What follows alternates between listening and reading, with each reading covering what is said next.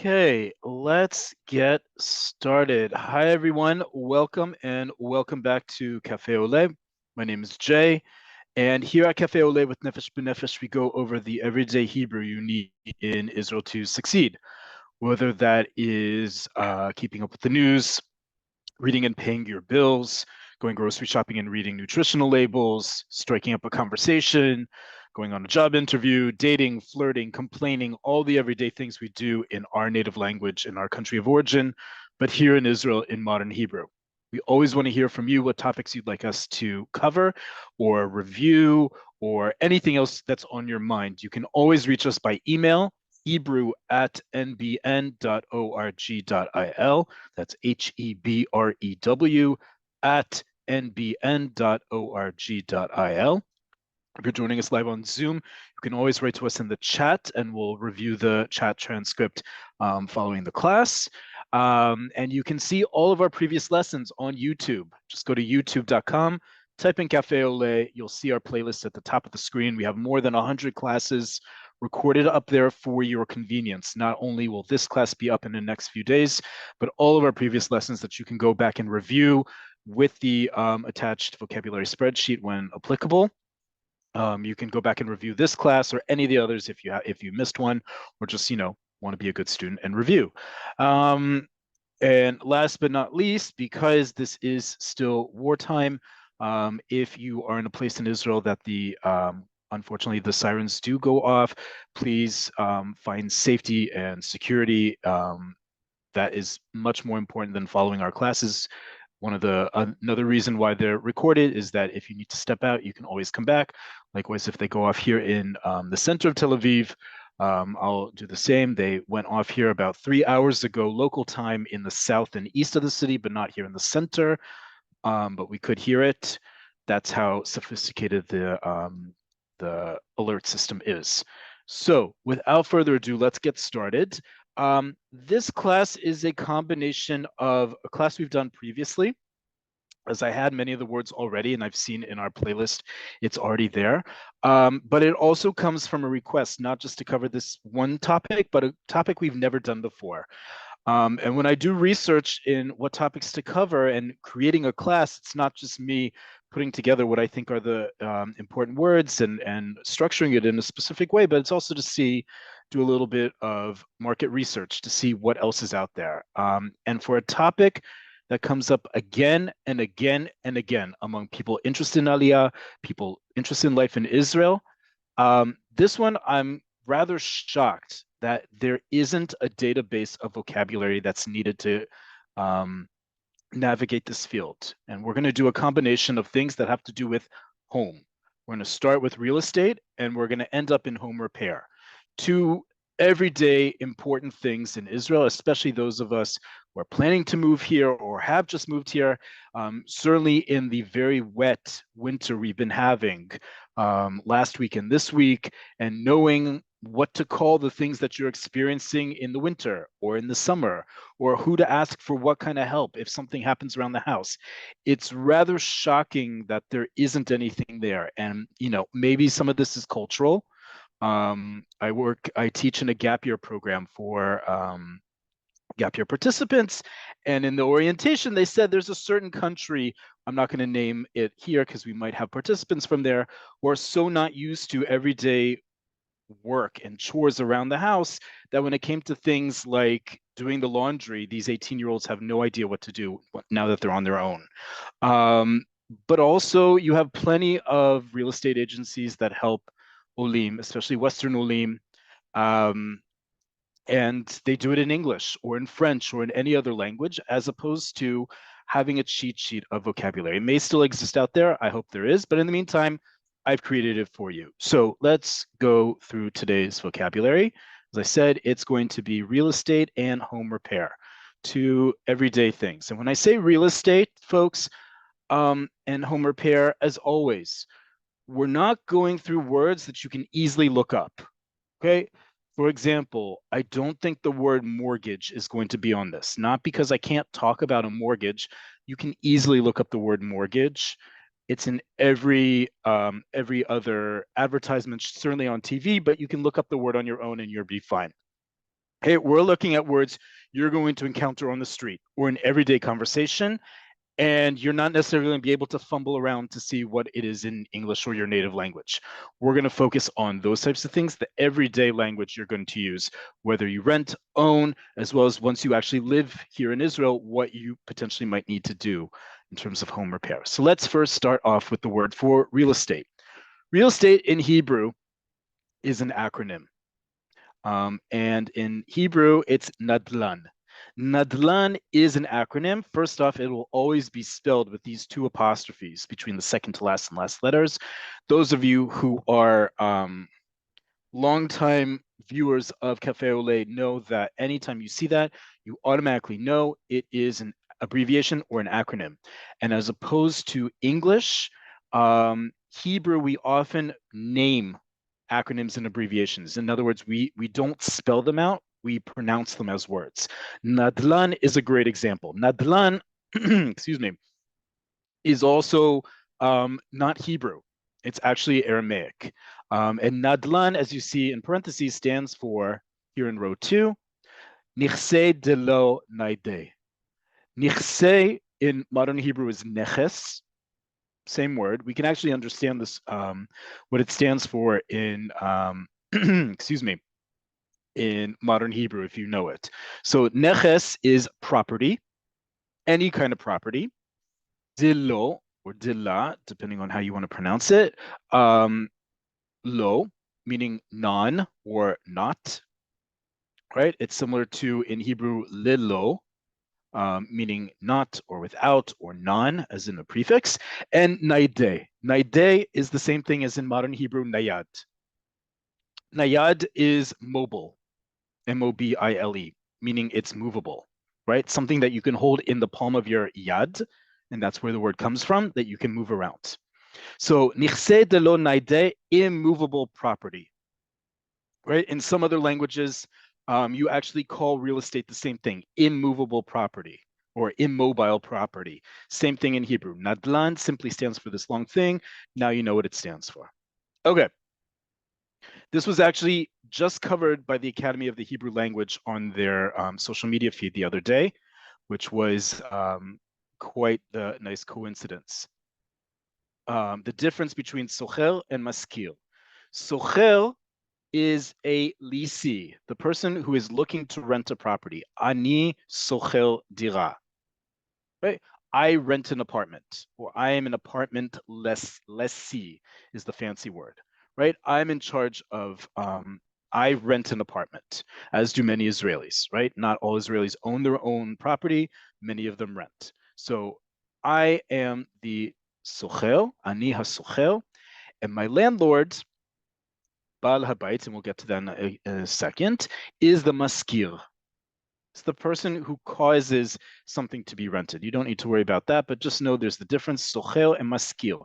They both come from the same shoresh. We always talk about this, the three letters that create all Hebrew words, sometimes two, sometimes four. In this case, it's sin, kaf, resh. So socher, the person who's renting, and maskir, the person who's renting to someone else, who's giving their property up for rent.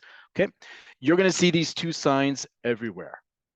Everywhere. Lehaskara and limchira. If I just said that socher and maskir have to do with renting, you should know then, even if you don't know what this word means, just because it has the same exact root, same exact shoresh, it is lehaskara. Lehaskara means for rent. Okay. And as opposed to rent, limchira comes from the verb limkor, which is to sell. So limchira, for sale. Okay, so if a property says lahaskara, you know it's for rent. If it says limchira, it's for sale.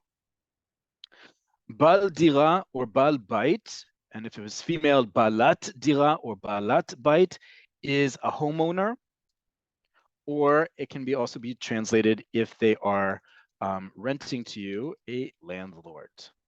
Okay, Baal dira or Baal bait. Baal, as much as it is a term for husband, and many people try not to use that, it also because it also has the meaning of master or owner. Okay, so Baal can also be Baal Chanut. Baal Chanut is the owner of a store. Okay, in this case, is literally the owner of an apartment or the owner of a house, a homeowner or landlord. Okay. And that again just says socher maskir, bal or balat dira, dayar. Dayar, dayeret, dayarim, dayarot is a tenant or dweller. The dayar may also be the owner, but the person who lives in a property, whether they're the owner or the renter, regardless, is a dayar. Okay.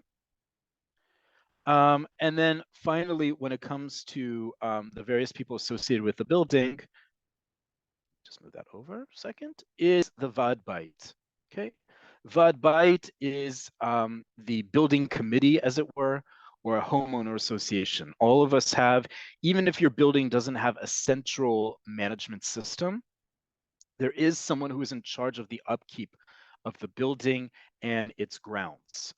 And you all, when you rent or you own, you pay into a Vad Bait who takes care of the general upkeep of the building and its grounds.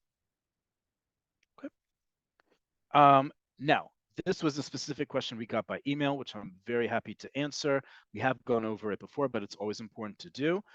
This is also a good reminder. If you are writing in the chat with a question specifically about this class, please put it in the Q&A. I will only be looking at the Q&A at the end, towards the end of this class, not the chat. And please try to focus on questions specific to this lesson. If you have any other questions specifically related to Hebrew, or generally related, rather, I'll try to get to them with any remaining time.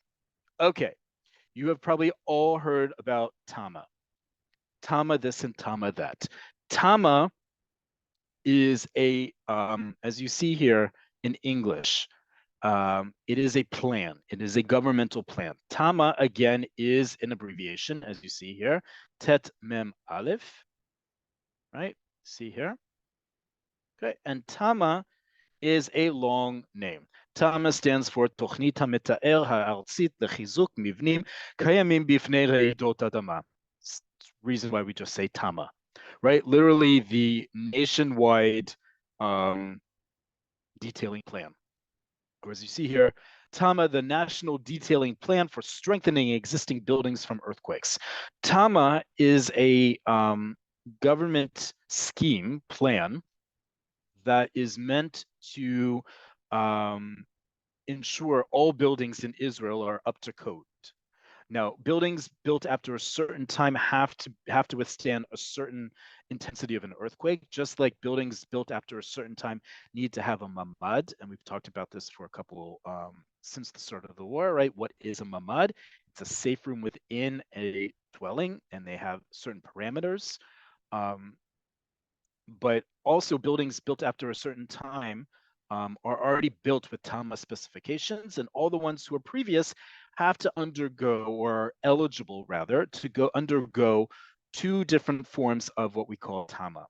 And if a building is under Tama, you need to get further explanation whether you are renting or buying, or you're looking into an apartment, right? Either as a renter or as a buyer. It's important to know which of the 2 Tama plans it's under.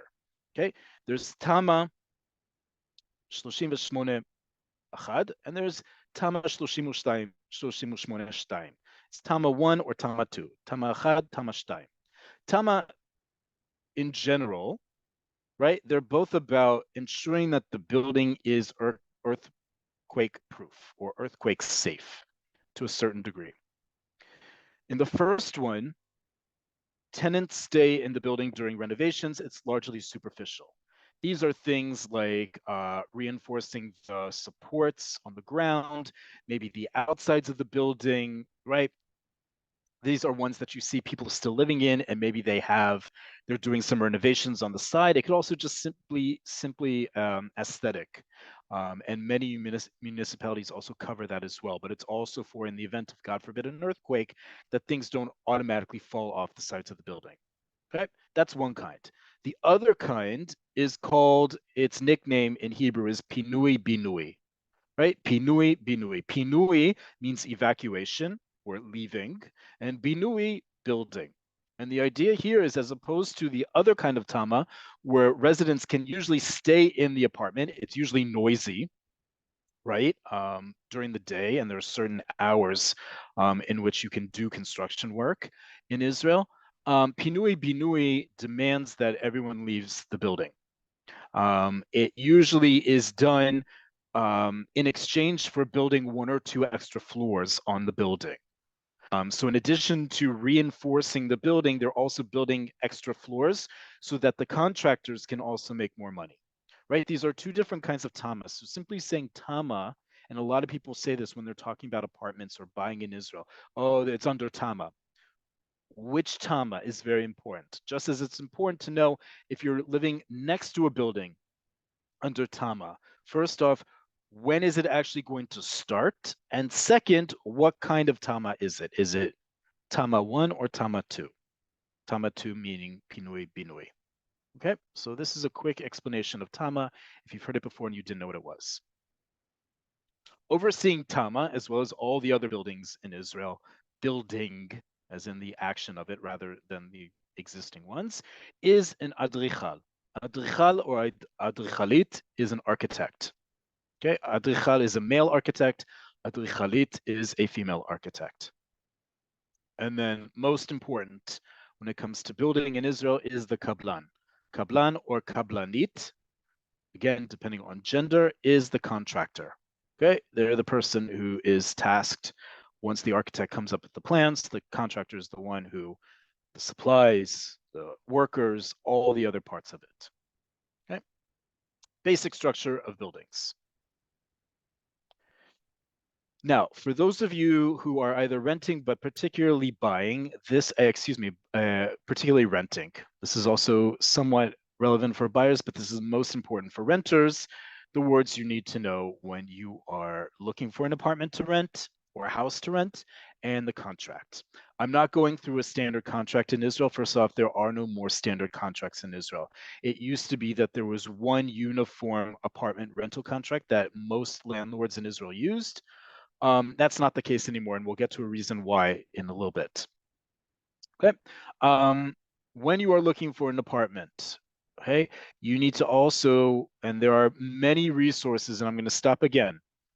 I'm not going through all the resources that are out there. Nefesh B'Nefesh has an amazing housing section on their website that goes through all the different steps, and they give you all the relevant websites. And there are lots of Facebook groups in English about Facebook on social media, especially Facebook, on real estate. I'm not going through an individual listing because we all have different needs. What I'm going through is the general things when you're going to rent an apartment or a house in Israel. First off, is it lelo tivuch or im dmei tivuch? Lelo tivuch. Lelo, we speak about this word all the time. It means none or without. Tivuch. Tivuch is brokerage. Tivuch is any kind of middleman, the act of a middleman. So for example, right now, we just got news a short while ago that there is some sort of development in the new release of the kidnapped in Gaza after the mitavchim met in Paris yesterday. Mitavchim are the go-betweens. Whether the term is agents or representatives, whatever you want, anything that has to do with litavech, the verb, means it's the person who's in between 2 parties. Okay, so tivuch, when it comes to real estate, are brokers. You can call them real estate agents, you can call them brokers, whatever it is. Lelo tivuch means it's broker free, meaning that you're not paying a broker's fee when you rent the apartment, nor by extension, is there a broker or an agent attached to this property? That can add some cost to your apartment search or house search. And sometimes people would rather advertise directly to the larger public and deal with it rather than with a middleman, i.e. a real estate agent. Okay. If it does have a real estate agent, in which case you'll likely have to pay a dmei tivuch, whether you employ an agent or the other side does, there may be a dmei tivuch. These are very important differences. Lelo tivuch, there is no broker's fee. Dmei tivuch, usually we'll say im dmei tivuch or plus dmei tivuch, there is a fee. Okay, So if it doesn't have lelo tivuch, and it simply says tivuch, you're going to have to pay a broker's fee. Okay? And dmei, as we talked about, is a word that means fee or money, but in this case, fee is the best one. Chozeh, especially when you are going to rent an apartment, and more specifically, a chozeh schirut. Let me write it here. Schirut. Okay. A rental contract. Any contract in Hebrew is a chozeh. But if you are renting an apartment, it's a chozeh schirut or a chozeh lehaskara, that word that we had before. And just like all contracts, it's going to have a lot of whereases.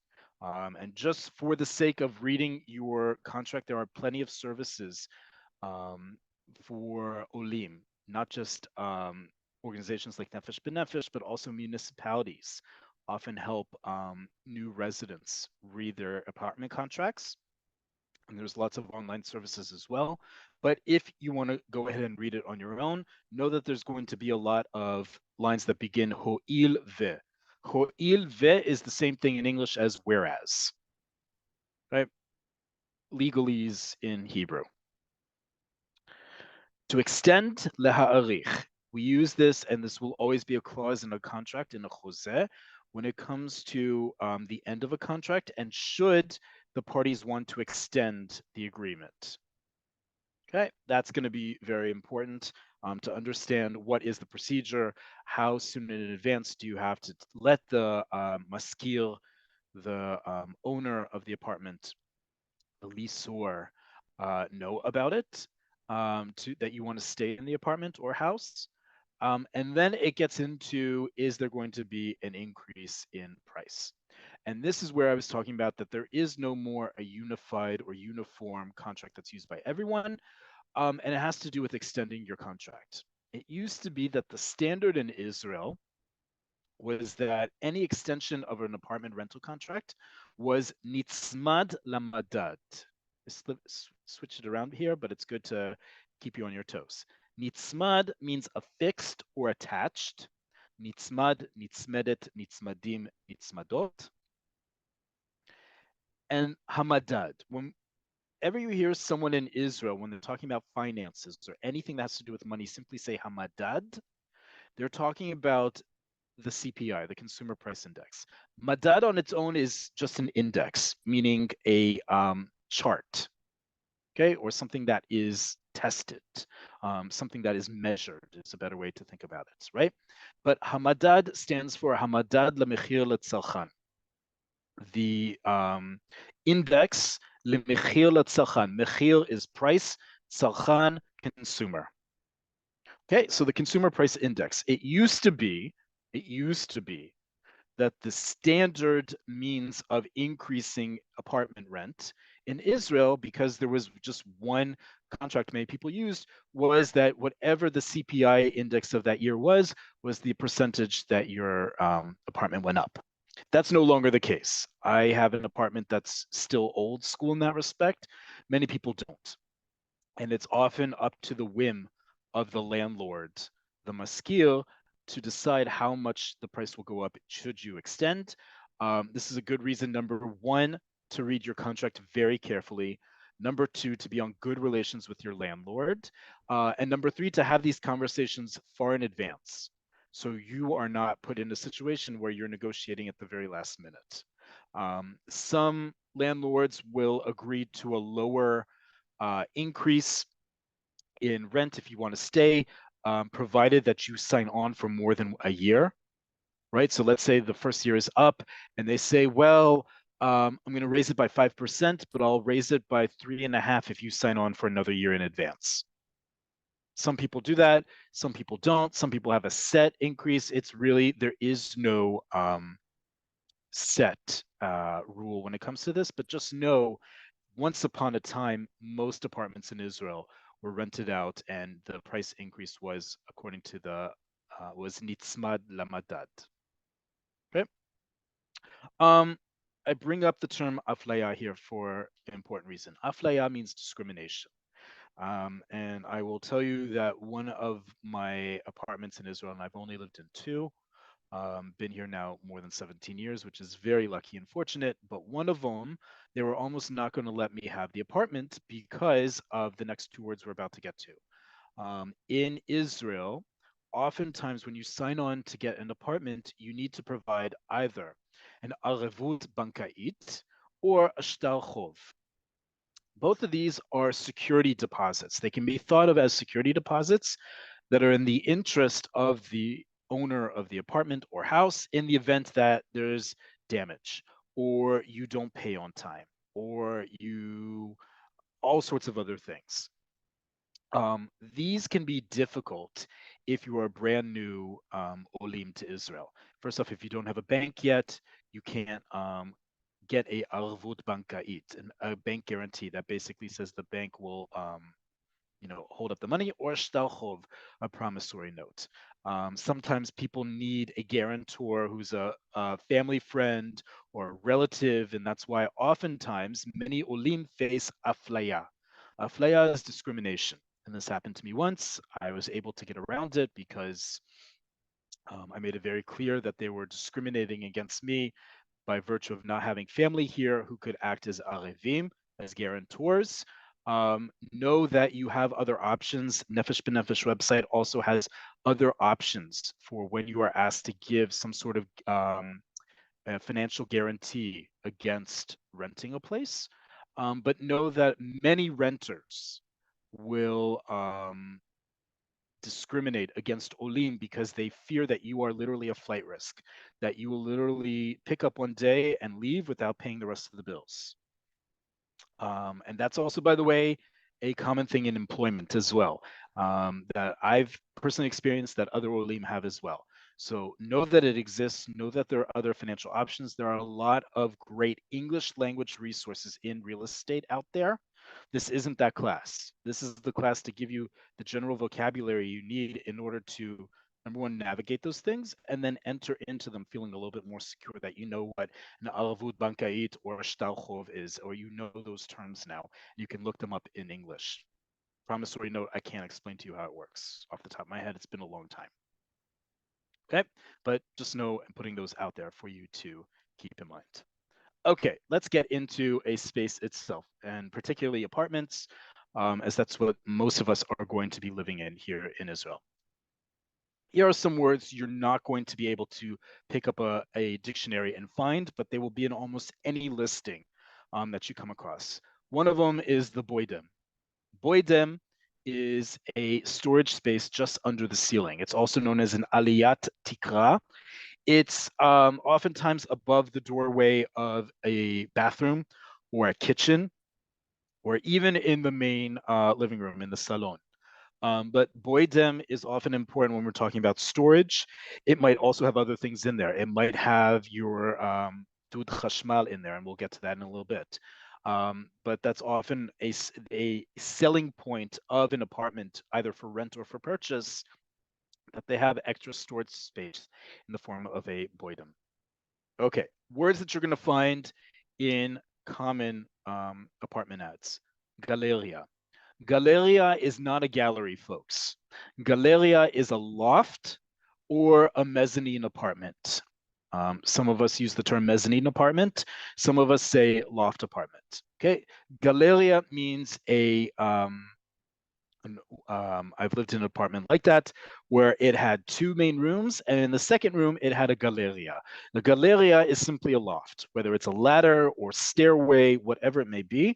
It's an upstairs part. It's an upper level where typically you have the bed. Sometimes you may also have enough space for a desk up there, but it's typically a bed.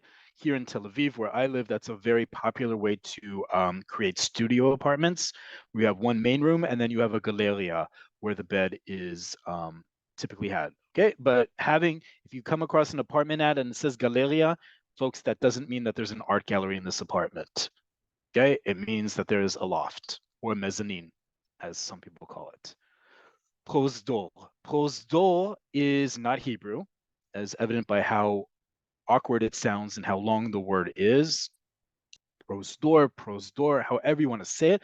Prosdor usually means a long passageway. The area leading up into Yerushalayim, into Jerusalem on Highway 1 is called Prosdor Yerushalayim. All the towns along Highway 1 going from Tel Aviv into Jerusalem, particularly once you pass Beit Shemesh, is called Prosdor Yerushalayim. So places like Mevaseret Zion and Shoresh and Har Adar, they're all part of the passageway into Jerusalem. Okay, a prosdor is a foyer or foyer. Some people pronounce it like that. It's simply a hallway within an apartment. Okay, if you see that in an apartment listing. Mizdaron. Mizdaron is a hallway within a building. As opposed to a prosdor, which is inside an apartment, a mizdaron is a hallway within a building. So it could be on a floor, for example. Okay, that's the difference between the two. They may be the same size, they may be smaller or bigger. Just know that these two different words are there. Okay, two of the words you're going to see all the time in a real estate ad in Israel, all the time, is miruvach and olpit, because these are two things that are highly sought after in Israel. The other one I didn't include on here because you can look this up on your own, which is mirpeset. Everyone is looking for some sort of outdoor space, whether it's a mirpeset, balcony, whether it's a gag, a rooftop, whether it's a gina, garden. Everyone is looking for some outdoor space. Most apartments in Israel have at least one of those things. Okay, but many apartments, especially in cities like Tel Aviv and Jerusalem, will advertise either some aspect of the dira, of the apartment, as being miruvach or olpit. Miruvach means spacious. Okay, it comes from the same word as revach, which means revenue or something that you intake. What's a better synonym in English? The idea, though, is that it's also related to the verb leharviach, to profit, meaning something that you are able to hold on to, like an added value or something that's added on to. You're not needing to weigh against anything else. Miruvach is spacious. It's an adjective. It can be described to a cheder, a room. So a cheder miruvach is a spacious room.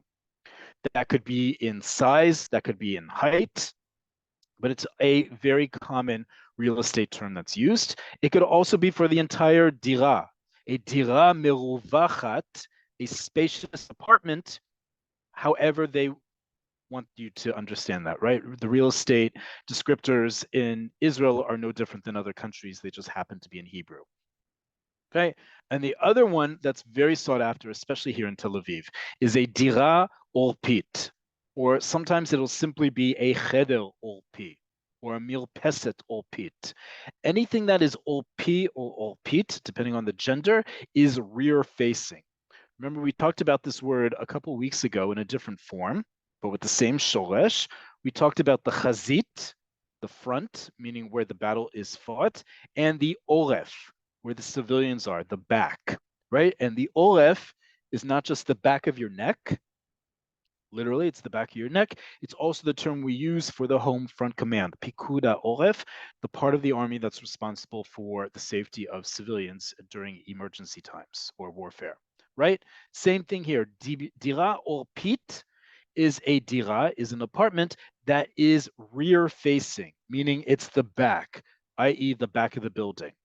When you live in a city as noisy as Tel Aviv or Haifa or Yerushalayim or Beersheba or anywhere else, many times people don't want to be facing the main street. They don't want the noise of everyday life, even if they're living in a city, and therefore they're looking for a dira olpit.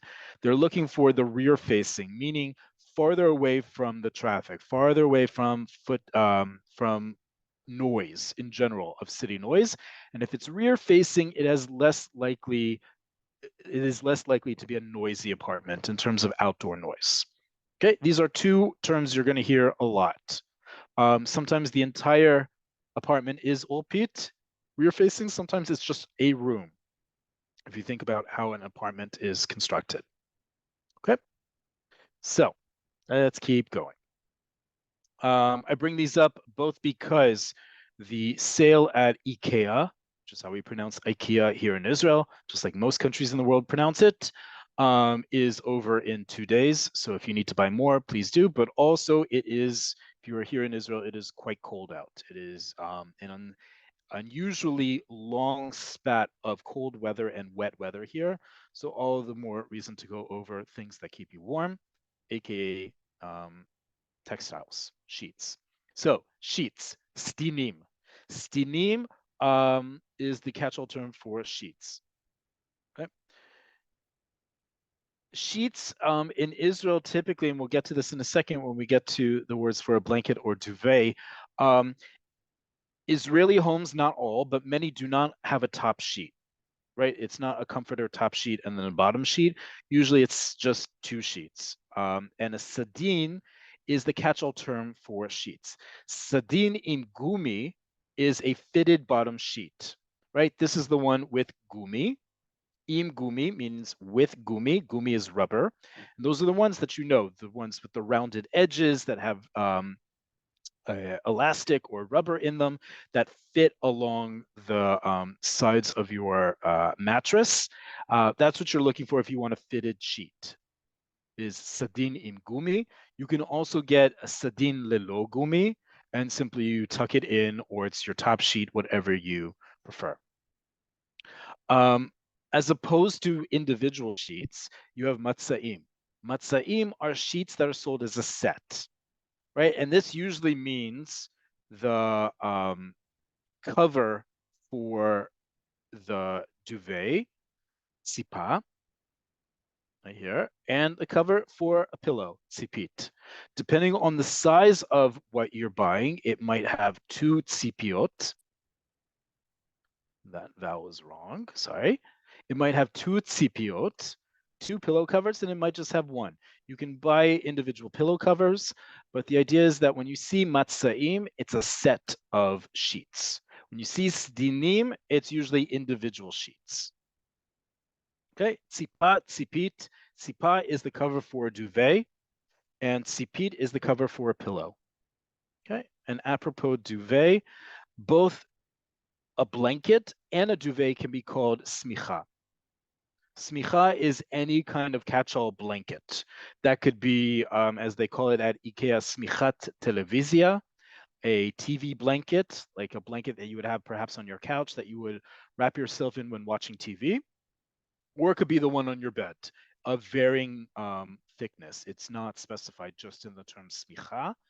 If, however, you see smichat puch, that is a down comforter or a duvet, meaning something that is insulated, that is stuffed with either down feathers or it could be synthetic. The point, though, is the smichat puch is one that it's not just any blanket, it's specifically a duvet. More importantly, it's stuffed with stuffed with something. Okay, let's do another tour around the apartment. Kiraim is a stovetop. And it's ayim, which normally indicates 2 of something, like einayim are eyes, but specifically a pair of eyes. Oznaim, pair of ears. Kiraim is a stovetop, assuming that there are 2 burners. Okay, but it's just all called kiraim. Kiur is a sink. Berez is the faucet or the tap over a sink. I said we were going to talk about this one with regards to a boidem. Dud shemesh and dud chashmal. Dud shemesh, a solar water heater. All buildings in Israel, the vast majority of residences in Israel, vast majority, not all, vast majority have a dud shemesh. A dud shemesh is a solar water heater, right? Instead of needing to rely on electricity to heat our water all the time, a dud shemesh just captures the sun with those at least two panels per water heater tank to heat your water. And that obviously only works when it's sunny out, as opposed to a dud chashmal. Dud chashmal, electric. Many of us know this as a red switch that's by our kitchen or bathroom that needs to be switched on, and that will in turn heat up the water in our specific apartment's water tank. Always there's the fear that you've left it on and people running back home to make sure that they turned it off for fear that there was so much hot water that it exploded. That doesn't always happen all the time. Most people remember to turn it off. And if you don't remember, a lot of apartments are equipped, or you can equip your own with a sha'on ledud chashmal, a timer for the electric water heater. I have never learned how to use one of these right. They come with instructions. There are English instructions online. I trust you to know how to use it, but just know sha'on is both a clock and it can be used for a timer. You will see people say timer or hear people say timer, but sha'on ledud chashmal if you need to go and buy a electric water heater timer. I'm going to tell you in a few minutes where you actually go to buy one, because we're talking about home repair next. Okay, we covered a lot of real estate. There's probably a lot more terms I didn't go through, as evidenced by how many people wrote in to the Q&A. Wonderful. Glad this is a topic that piques your interest. Let's move on to home repair because we are running out of time, and I want to answer some of those questions. Okay, some of the things you're going to encounter, whether you are renting or buying in Israel. These are things that you simply cannot avoid, no matter how well-maintained of a home you have, and I'm sure you have a well-maintained home. This is Israel. You are going to have to face some of these things. Okay, first one, needing a madbir. A madbir is an exterminator. And what they do is hadbara. Hadbara is pest control. Now, typically when you live in an apartment building, usually you have a madbir who comes into the whole building, because if one apartment is infected or affected, either one, the whole building is going to have an issue. But these are the terms for exterminator, the person who does hadbara. Okay. Renovation. This could be renovation of any kind. This could be painting. This could be fixing something. This could be, especially in the winter, insulating, especially as I live in a rooftop apartment, and there are things like, for example, fixing the roof so that there are no leaks, or fixing something in the wall. There's a hole in the wall that needs to be spackled and painted, or something is broken that needs to be fixed, right? All of that falls under shiputz or shiputzim. Many of our homes undergo shiputzim renovations after a given amount of time. Many apartments will be listed as a dira meshupetzet, a renovated apartment, meaning that they had recent work done on them, whether they changed the flooring or the windows. It's a sort of catch-all term, right? And the person who does the renovation is a shiputznik. A shiputznik can be the person as much who's putting on the tiling in the windows to simply a handyman who comes around and fixes something when it's broken. Again, a very general term in Israeli society. But the person who comes to do shiputzim, especially small tasks in your home, is called a shiputznik. So when you need those small tasks done, you're going to look for a shiputznik. Okay, that's what they're called. Shiputznik or shiputznikit, depending on gender. If, for example, you either, God forbid, had a break-in to your apartment or house, or your keys were lost, or your keys broke in the door, you can call all those things a pritza. Pritza means a break-in. It lifrotz, the verb lifrotz, means to break into something. But a pritza, when we're talking about apartments or houses, a pritzat bait means a break-in. Okay. Whether that is due to someone trying to burglarize your home, or the key got lost or broke in, you still need to break into your door if it's locked, right? And the lock is a man'ul to your door, or any kind of lock is a man'ul, coming from the verb lin'ol, to lock something. And the person who is in charge of locks is a locksmith in English, man'ulan in Hebrew, right? Locksmith, man'ul, man'ulan. Okay, man'ulan is a locksmith. So if you are locked outside of your home, or God forbid the lock has been tampered with because someone tried to break in, you need to call a man'ulan. And you'll see stickers and magnetic stickers all throughout apartments throughout Israel advertising a man'ulan. Okay, man'ulan, locksmith. Another very common problem, especially in the winter, Lord knows I have this. Again, this is like extermination, folks. Don't be ashamed. This is a common Israeli problem. Most Israeli apartments and homes in Israel, with the exception of those in the far north, are not insulated, which means that when there is condensation, you can't always catch it, and therefore you're going to have, especially in the winter, ovesh. Okay, ovesh is a very common thing in Israel to have. It is not saying anything upon you, your cleanliness, your socioeconomic status.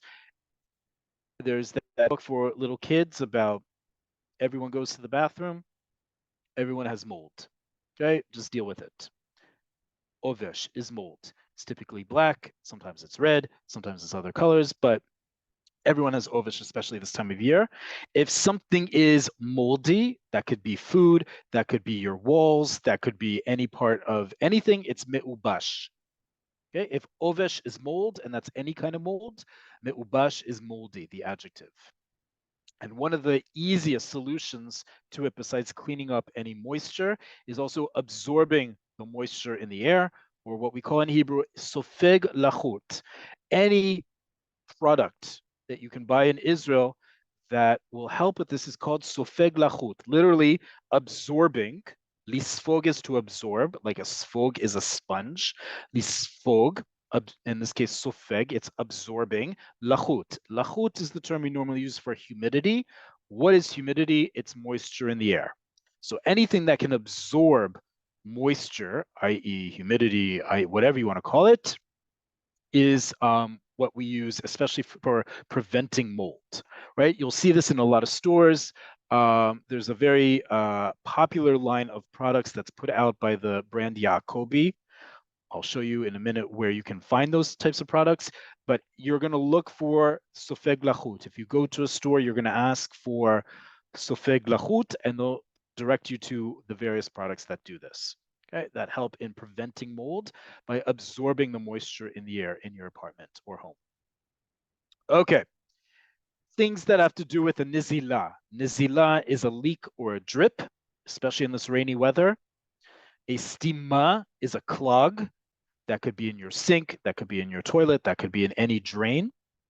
Pitzutz betzaneret mayim, a water pipe bursting in your home, in a neighbor's apartment.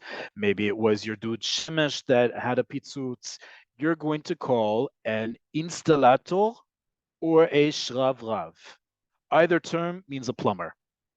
Okay, installator, which is probably an easier word because it sounds like English, or shravrav, which is just a fun word for a not so fun reason to call someone, but a plumber. Anything that has to do with plumbing, you're going to call an installator or shravrav. Okay. And if people are, by the way, asking me for recommendations on either, don't. Not that I don't know any, but it's kind of irrelevant in a nation of 9.5 million to start giving you specific recommendations on people. But thank you for trusting me enough if you're asking that question. Okay. Another common problem that needs home repair is ketzer chashmal or ketzer chashmali.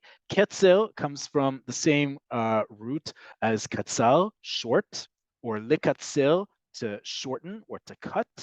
Ketzer is a short circuit, and we're emphasizing that it's an electrical one by saying ketzer chashmal, which is a compound noun, two nouns together, or we turn the second word into an adjective, ketzer chashmali. It's either an electric short circuit or an electrical short circuit. Either way, ketzer chashmal, ketzer chashmali, something short circuits in your home. The fuse is out, something happens, you call a chashmalai. A chashmalai is an electrician. Chashmal is electricity. Chashmalai is the person who deals with electricity, the electrician. Okay, so some very common home repair issues, what you call them, and the person who comes to fix them that you need to invite. Okay, gave you 1, 2, 3, 4, 5, 6 different categories of home repair, what to call them in Hebrew when you have a problem, and who to ask for help, who will actually help. And then finally, should you want to do it yourself. And hopefully some of us are able to do some of these things on our own, or you want to just fix up the house a little bit. You're going to go, and this word, I promise you, is not going to be in any dictionary. You're going to go to a tambulia. Tambulia is a hardware or paint store. What is this word? This word comes from the Israeli paint company, paint brand called Tambul. Tambul sounds exactly what it is, a tambourine. And it comes from that. It's an Israeli company that's been around since the 1930s, founded by Oleh from Germany. And in the 1950s, think of every restaurant and grocery store that you know that has a Coca-Cola sign on it next to its namesake, or some other brand, and then it's the name of the store. That was the thought behind Tambulia, that Tambul in the 50s, in order to increase sales in its marketing drive, it paid stores, just like Coca-Cola and things like that. It helped subsidize their store signage by giving advertisement space to themselves, not just because the store sold Tambul paint, but it sold other things that go along with it. So nowadays, the catch-all term Tambulia is a hardware store, right? And it has to do with this paint company from the 1930s that's still around, by the way, Israeli paint company. Okay, so Tambulia, when you are looking for a hardware store in Israel, you are going to find them much faster if you type into Google Maps or simply into Google Tambulia. Okay, as opposed to finding clay avoda, working tools, or anything like that. Don't confuse yourselves. Tambulia. I promise. If you go to any of these stores, you'll even see the name is listed. The closest one to here is down the street on Nachalat Binyamin.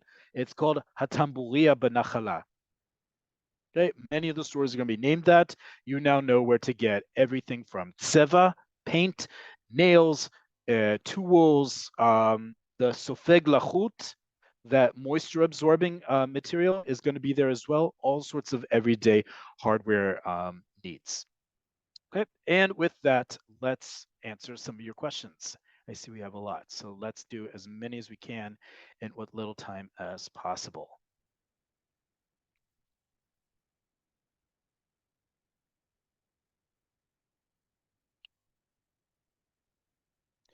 Please write how you would say female homeowner. Okay, I realize I don't have the space to write all the conjugation for all the words here. That's just the limitations of what I can do in an hour with what we have here. But like many words, okay, like many words in Hebrew, adding a hey at the end indicates feminine gender. In this case, if I wanted to write a homeowner or landlord who was female, I would simply write ba'alat bait, as soon as it lets me do that, ba'alat bait or dira. Okay, remember in our lesson on compound words, always a reminder to look back on our past lessons. Ba'ala is a female owner. And because this is smichut or compound nouns, the hey at the beginning of the first word turns into a taf. So it's ba'alat bait. You could say haba'ala shel habayit, but because Hebrew prefers fewer letters and fewer syllables, ba'alat bait is how you would say a female landlord or female homeowner. Okay.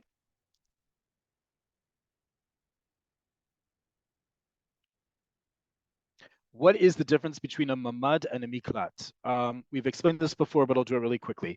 Mamad is a safe space. It's a acronym for Milchav Mugan Dirati, a safe space within an apartment. A miklat is a bomb shelter, typically exactly what you think of as a bomb shelter underground. Mamad is a reinforced building, not underground. That's the major difference. Who pays for the reinforcements for Tama? Tama is a governmental plan. So it's usually split between homeowners, the municipality, and the government. I don't know the exact specifications of it. If you're renting an apartment, you don't pay for it. The owners pay at least part of it. The municipality, the local government, and the national government also pay a big chunk of it. I don't know the breakdown of it.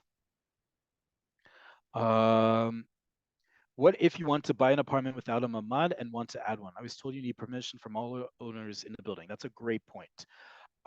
Any changes to a building, such as Tama, has to be ratified by all the owners of a building. And this is an important thing of why it's important to get along with your vad bayit if you're an owner. For example, if you go under Tama, if you want to add a mamad to your apartment, if you want to add a ma'alit, a elevator to your building, if you want to add anything of significant value and construction to your building, you need the approval of everyone, even if it's just for your apartment. If you want to add a mamad after the fact, that also requires, because again, a mamad has specific building construction specifications that ensure it's a safe space. It's not just about, it's about, I don't know how much I need to spell it out, right? It's if, God forbid, a missile hits your building, how much the room will withstand that attack. That's the reason why. And so it's built in a very specific way.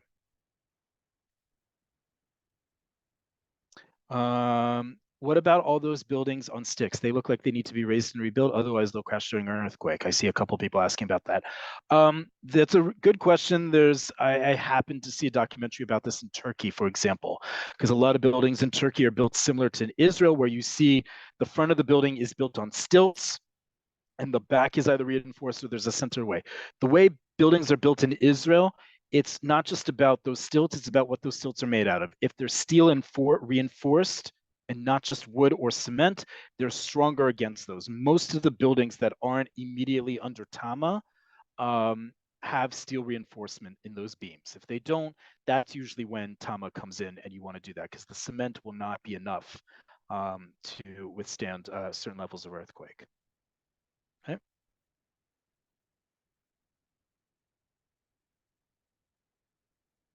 My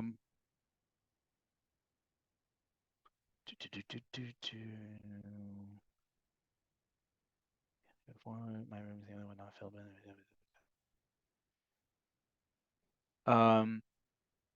Is the broker's fee a one-time charge based on the total value of the contract, or is it paid monthly as a surcharge on rent? Usually it's a one-time fee. That's the case in most countries, or cities at least.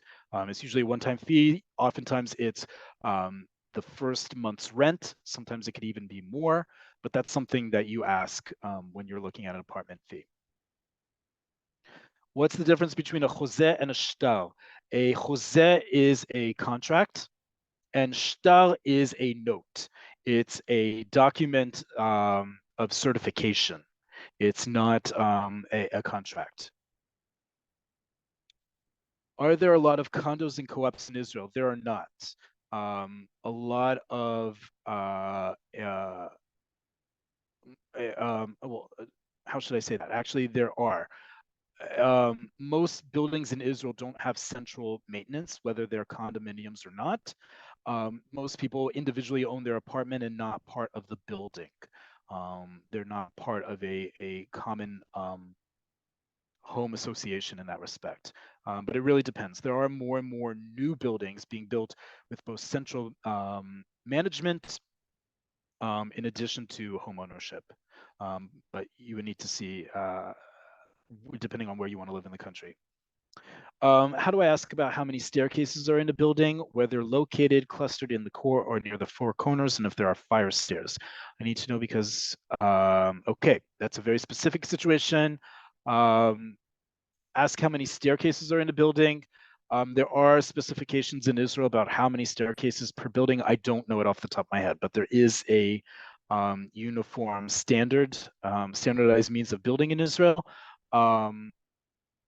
Fire stairs are not very common in Israel. There usually are two sets of stairs, an emergency set in taller buildings and larger buildings.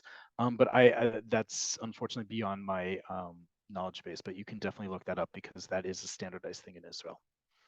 How does one connect with a bank in Israel? Should one get an international bank? How much in advance should this be done?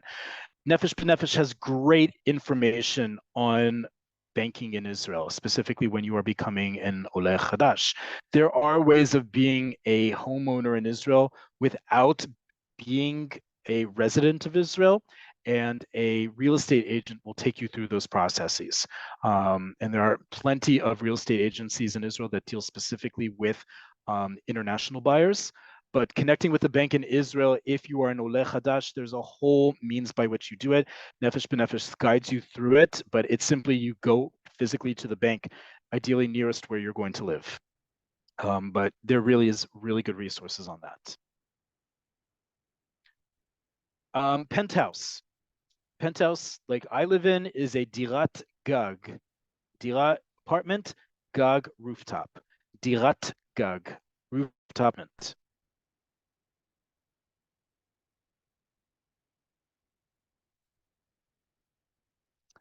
Um,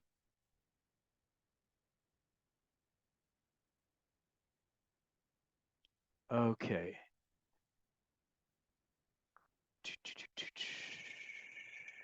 I said the term for garden is gina, dirat gina, just like dirat gag is penthouse. Okay. Um,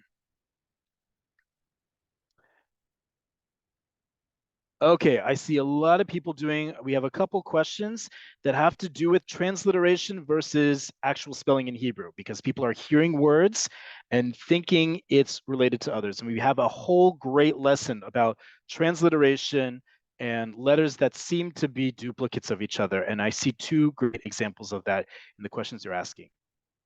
Let me show you one. Kirayim is a stovetop. The way many people pronounce um, certain parts of, let's say, chicken, like chicken legs and thighs, as kiraim. Kiraim, when it comes to chicken, is kuf resh ain. This is kuf yud resh. This is why spelling is so crucial in Hebrew, and that you spell in Hebrew and not in transliteration. Okay, because those are two very different words. Kiraim for a stovetop is what we're talking about here, and this is how it's spelled. For parts of poultry is a very different word. Same with the next question, smicha. Smicha is not what's given to someone who becomes a rabbi. With a sin, it is a comforter or a blanket or a duvet. With a samech, it is the thing that you give in order to ordain someone as a rabbi.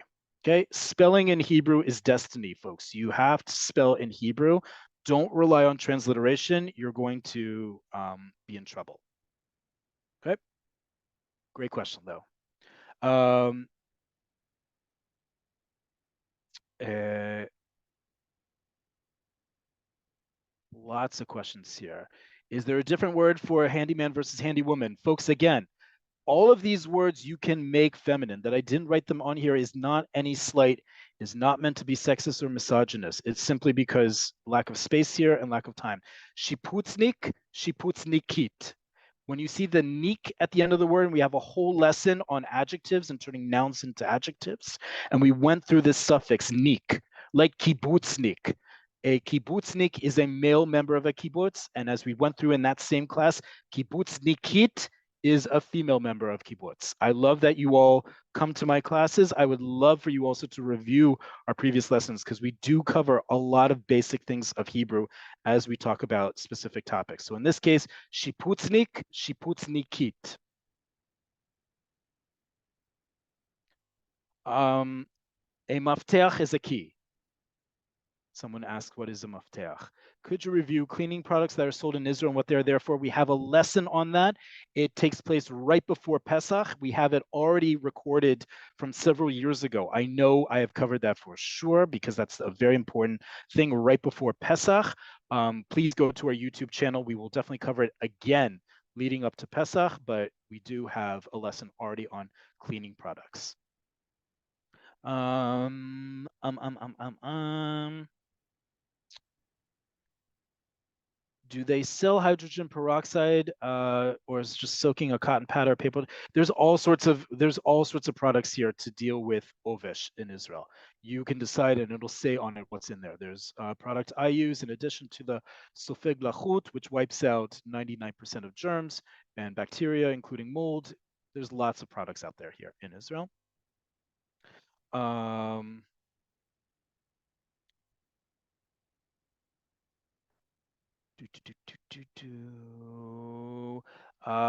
what are the terms construct and compound nouns used? We have a mamak on each floor. Is this common? Someone asks if they have a mamak on each floor. Is this common? That's a brand new building. If you have a secured space per floor, not per apartment, that's also a brand new thing. Most certainly older buildings don't have that. That's a sign of it. Excuse me, a more modern building.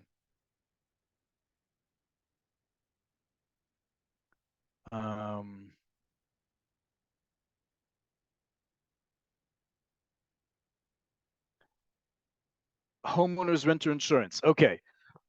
A lot of these words I'm not covering because you can figure these out. If I didn't include it here, it means it doesn't have a unique thing. Anything insurance will be bituach blank. Bituach is the catch-all term for insurance, folks. Let me write it here so you have it. Bituach. It'll let me. Bituach. I'll make it bigger, I promise, in the when I send this out. Anything that you need insurance on will be followed by, because it's a compound word, just like in English. Health insurance is in English, bituach briut, or bituach refuah, as we would say in Hebrew. Homeowners insurance or renters insurance. For example, if you rent an apartment, bituach dira, right? Apartment insurance.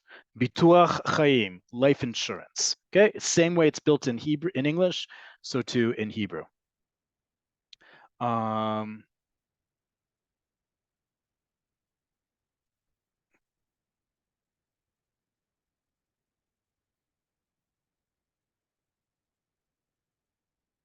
Okay, we're running out of time, folks, and I see we have lots of more questions, which is amazing, and thank you all for joining us. We have quite a lot of people on this call. This was a very popular topic, I know, and it comes up again and again. People looking to make aliyah. I hope this helps you frame your questions when you're asking more about real estate and home repair, especially. Next week is going to be a topic I get questions on every single class. It was the very first question in the question and answer today is, what online dictionary would I recommend? We are going to talk about one of my favorite things that always riles people up in these calls in our classes is why I do not like Google Translate. That is the name of the class, folks.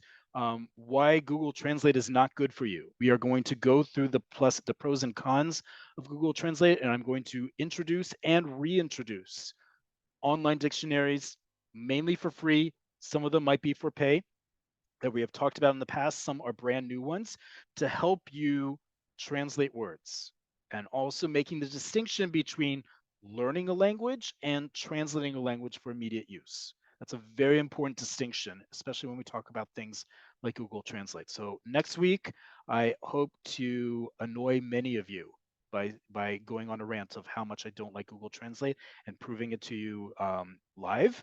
And I'm going to show you some very practical guides that are much better than Google Translate based on your needs. With that, toda rabah, thank you all for joining.